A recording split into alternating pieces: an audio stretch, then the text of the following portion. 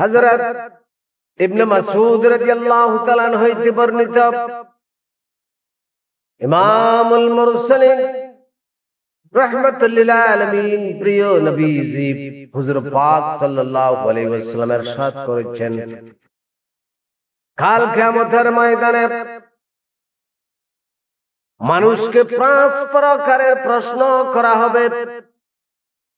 এই 5 প্রকারের প্রশ্নের জবাব না দেওয়া পর্যন্ত কোন মানুষ এক পা সামনের দিকে অগ্রসর হইতে পারবে না। বুখারী মুসলিম শরীফের ভিতরে এসেছে। 1 নম্বরে আল্লাহ রাব্বুল আলামিন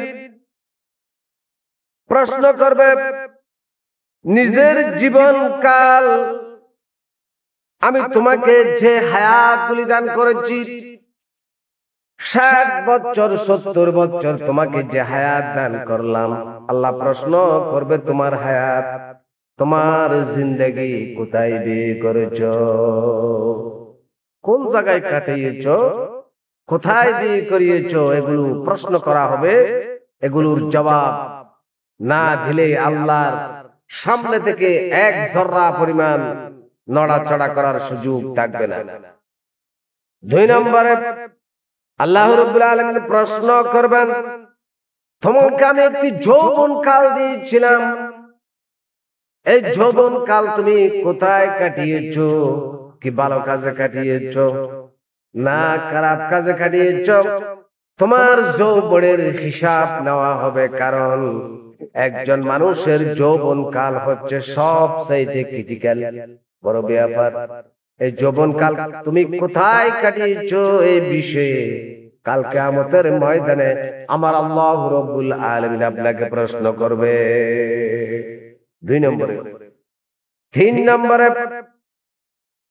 3 নম্বরে আল্লাহ রাব্বুল আলামিন বলবেন, তোমাকে আমি জীবনে শক্তি সামর্থ্য দিয়েছিলাম, তোমাকে ধন দৌলত দিয়েছিলাম, ওই শক্তি তোমার শক্তি সামর্থ্য তোমাকে যে শারীরিক যোগ্যতা দিয়েছিলাম, ওই শক্তিগুলি কোথায় কাটিয়েছো, কোথায় ব্যয় করিয়েছো? কাল কিয়ামতের ময়দানে আমার আল্লাহ রাব্বুল আলামিন এই বিষয়ে প্রশ্ন করবেন।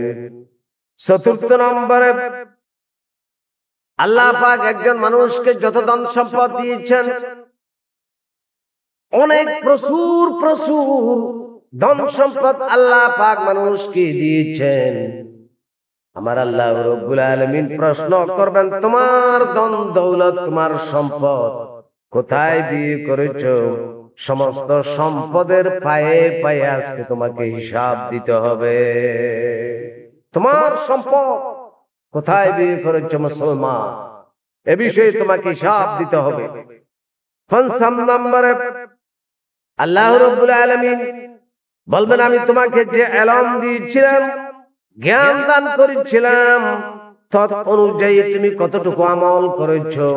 তোমাকে যে আমি ইলম দিয়েছিলাম, এই ইলম অনুযায়ী তুমি আমল করছো কিনা?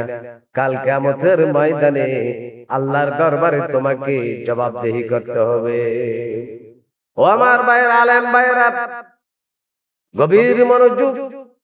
আল্লাহ পাক আপনাকে কোরআনের ইলম দিয়েছেন, হাদিসের ইলম দিয়েছেন, তোমাকে দ্বীনি শরীয়তের অনেক ইলম দিয়েছেন, কিন্তু ওই ইলম অনুযায়ী যদি তুমি আমল না করো, কাল কিয়ামতের ময়দানে আলেম সাহেব আপনিও আল্লাহর দরবারে অপরাধীর কাতারে দাঁড়িয়ে থাকতে হবে।